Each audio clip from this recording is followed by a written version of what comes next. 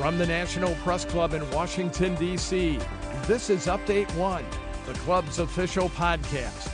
It features newsworthy stories originating from the NPC facilities, as well as broader topics related to journalism, communications, press freedom, and transparency.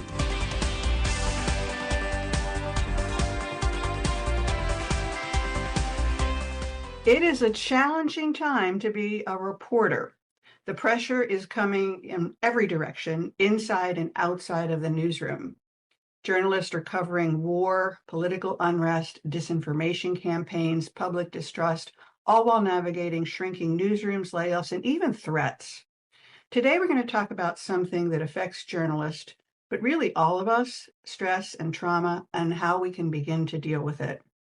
I'm Debra Silimeo, a member of the National Press Club's Board of Governors, and I've really been looking forward to this conversation with Kate Woodsome. She's a journalist whose powerful story resonates with so many.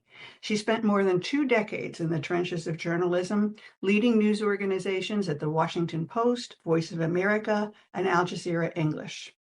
On January 6, 2021, she was a senior video producer at the Washington Post, reporting from the Capitol as the insurrection unfolded. Work that contributed to a Pulitzer Prize for her and her team, and a day that was professionally and personally defining. Welcome, Kate. Thank you. Thanks for having this conversation. We are so happy that you could join us, because I think this is a relevant conversation for so many of us right now. So you said that even before January 6th, you were already carrying a heavy emotional load. What kind of stress were you under at that point in your career? Yeah, I mean, emotional, psychological, personal, professional. So if folks will remember, January 6, 2021 came in the midst of the global pandemic. And not only a global pandemic, but racial justice protests following the killing of George Floyd. There was political unrest. And so we had layer upon layer upon layer of challenge, adversity, and stress, not only that journalists had to cover, but that they were living through, witnessing, feeling. And so in addition to the gravity of all of these crises culminating at once, we also had dwindling or reduced resources at work. So my team in particular, which was already pretty small and nimble, lost a person. There was a shuffle of personnel. And so our team got smaller, resources got less. And then in the pandemic, as fewer people were going into the field, as visual journalists, one of our responsibilities was to go out and witness, record, and show what we were seeing. And so I became essentially a player coach where I had been a manager, and then I pivoted back to a role that I had performed historically, previously in my career, and was going out in the field. So we were down staff, we were down resources, we had massive crises that we were covering.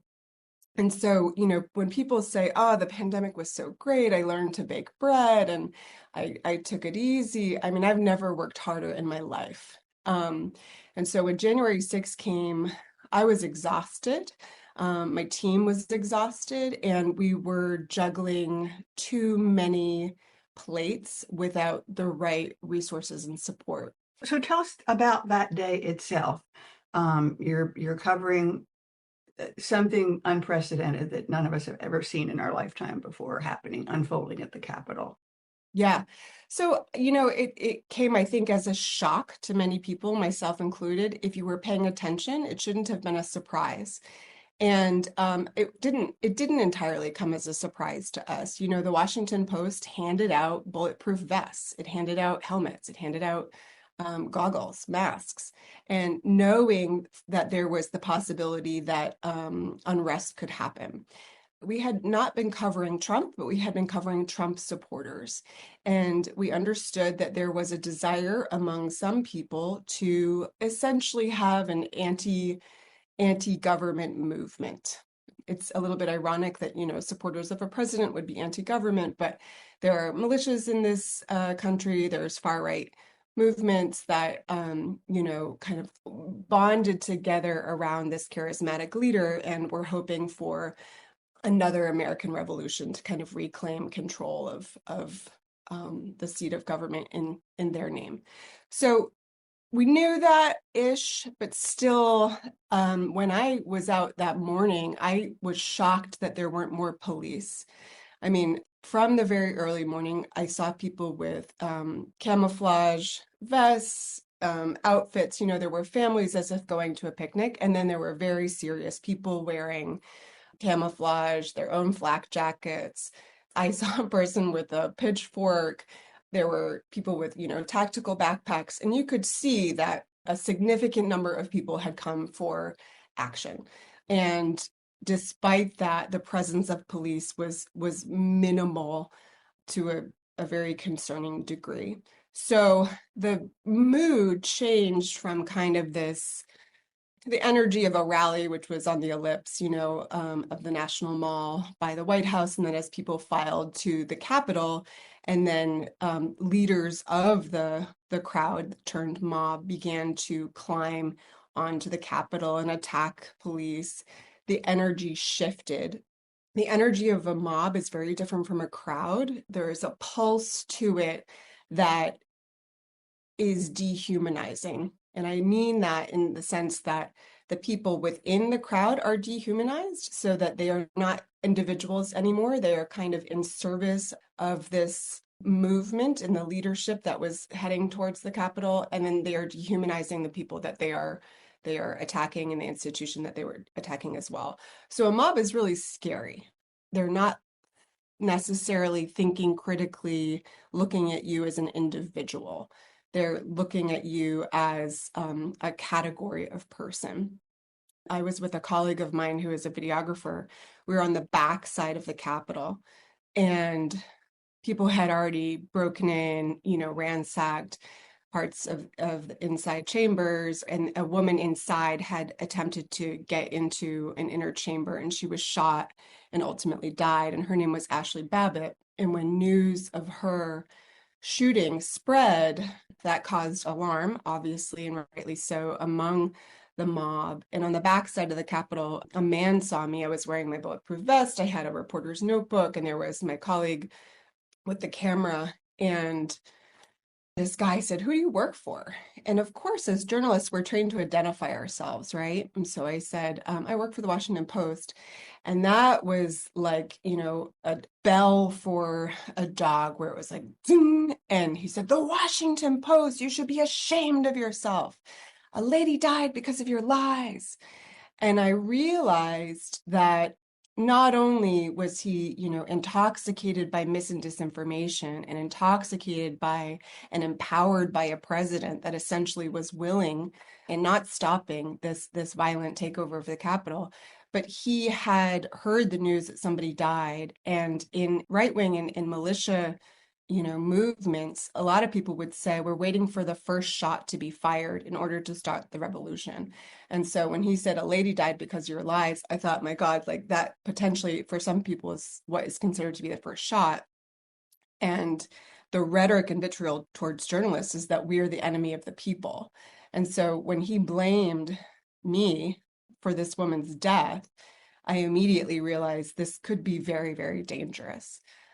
And so, my nervous system, it has a couple of options: fight, flight, freeze, appease.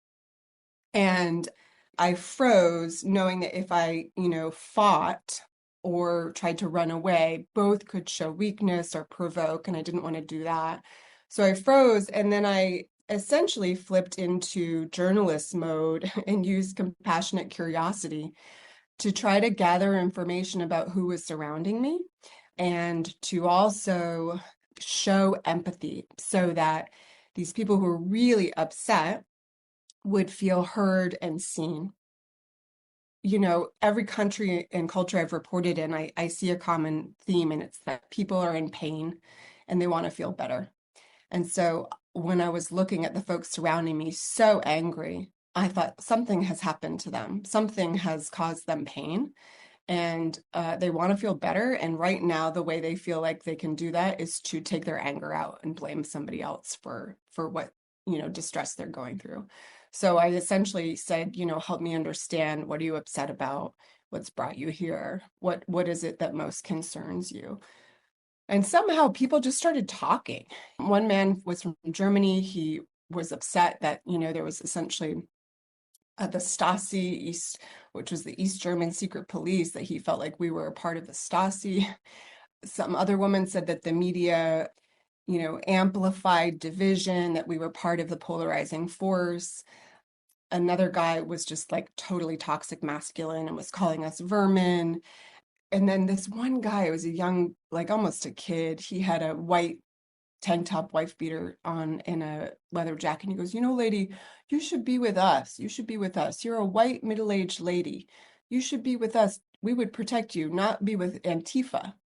And I thought, what is this? What's going on? But I turned to him and I said, what about me says middle-aged? And he was so weird. He got embarrassed that maybe he had offended my age, and other people laughed. And in that moment, suddenly I became human. The laughter helped cut through the trance. And also, they saw that I was somebody who was willing to not only make fun of myself, but make fun of this kid as well. And we were able to ease out. So on camera, it looks, like a magnificent de-escalation.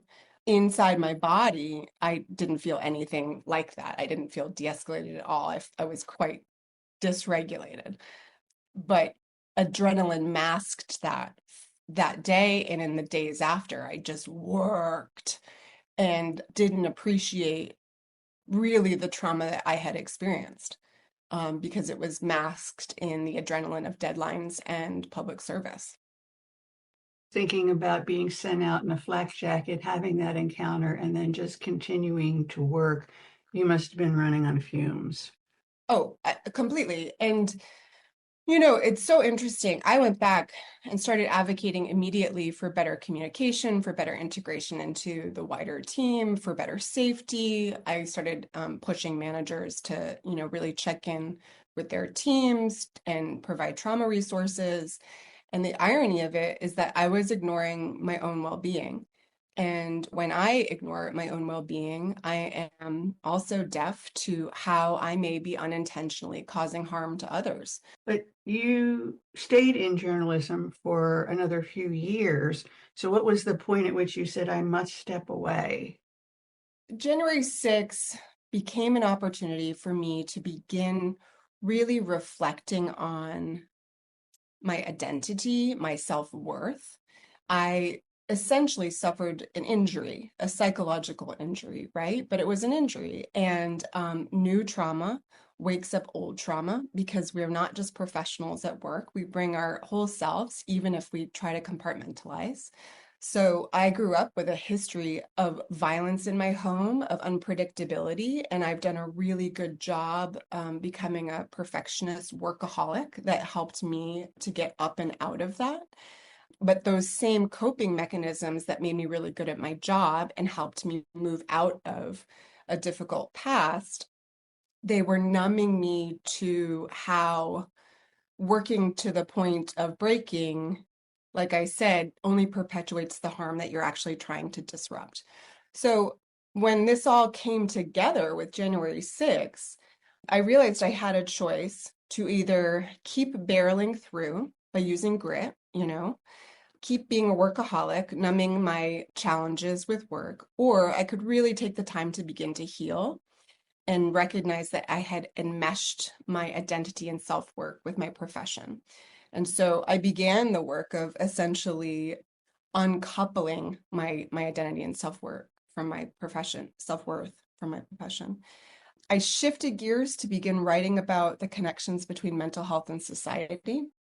And the more I learned and the more I wrote about, the less I could ignore how the media industry itself, I think, is perpetuating some of the toxic cycles and toxic behaviors that we write about in politics. I think the frenetic nature of corporate media in particular, the drive for clicks, the drive to essentially look for quick fixes to really complex problems that are clicky, the push to cover, the fiery red meat political issue of the moment instead of looking at the underlying drivers of our social and political ruptures.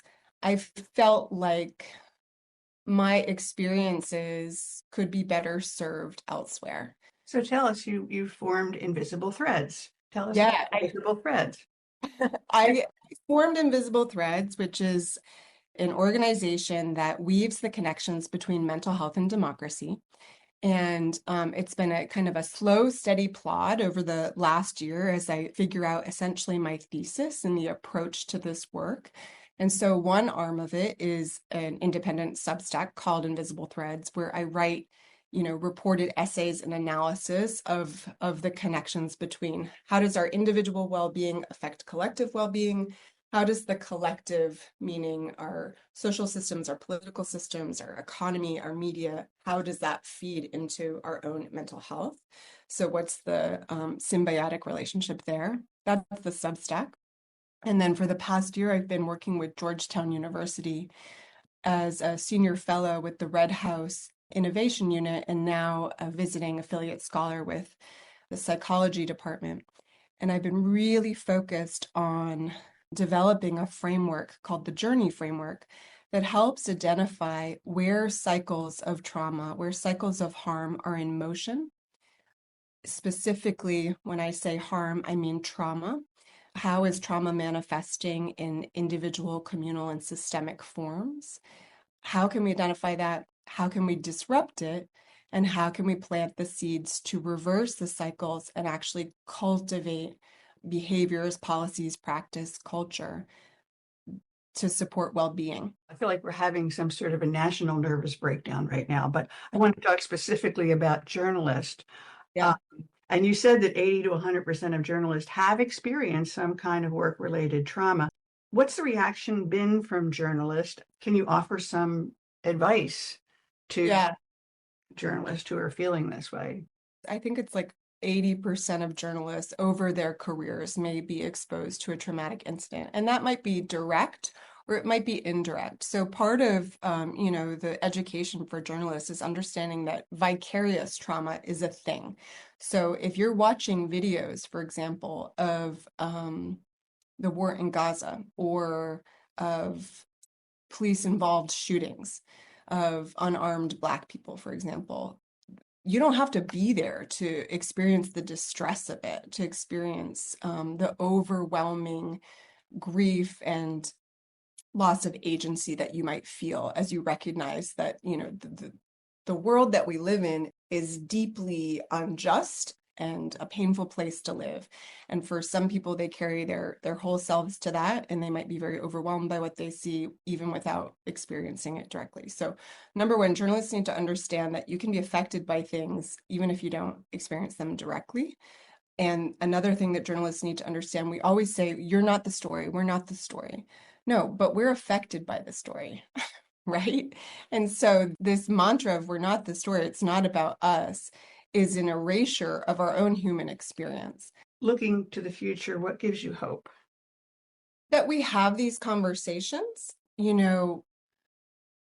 have one of the most emotionally attuned generations right now, but with the younger generations. They have, I think, some of the most emotionally intelligent, they're emotionally literate, psychologically literate. That doesn't necessarily translate to wisdom immediately, but they're attuned, which is pretty phenomenal. Plus, we have 50 years of science and research that helps us understand how trauma is a biopsychosocial wound. It's not just in your head. It shows up in your body. It shows up in your relationships. The way that trauma ripples out affects our policies. This country was built on people trying to protect themselves and trying to protect themselves often by hurting other people, right? Our systems were built on this equation. So now that we have the science and now that we have an emotionally literate generation And despite the efforts to erase history, we have all the ingredients to actually, have a pivot and say, okay, we're caught in cycles of trauma. We can disrupt this. We can identify where the intervention points. And if we look through different lenses, we can actually cultivate well-being now and for future generations. So that's what gives me hope. This conversation reminds me that journalism is not just a profession, it's a deeply human pursuit. And sometimes that cost of bearing witness can be high, but we're not alone. There are things we can do. So Kate, please tell us how we can learn more about your work and engage in this healing process. Folks can follow the writing and conversations around mental health and democracy at katewoodsome.substack.com. And if you want to join workshops or get involved with the Journey framework to disrupt cycles of harm, my website is katewoodsome.com. We can connect there and then begin the journey together. Thank you so much. Thanks for what you're doing. Thanks for joining us today. And if this conversation resonates with you, share the episode, share the resources. So thank you all for being here. And I'm Debra Silimeo. Take care. You have been listening to Update One, the official podcast of the National Press Club, the world's leading professional organization for journalists and a vigorous advocate of press freedom worldwide. If you have any questions or comments about Update One, send an email to updateonepodcast@gmail.com.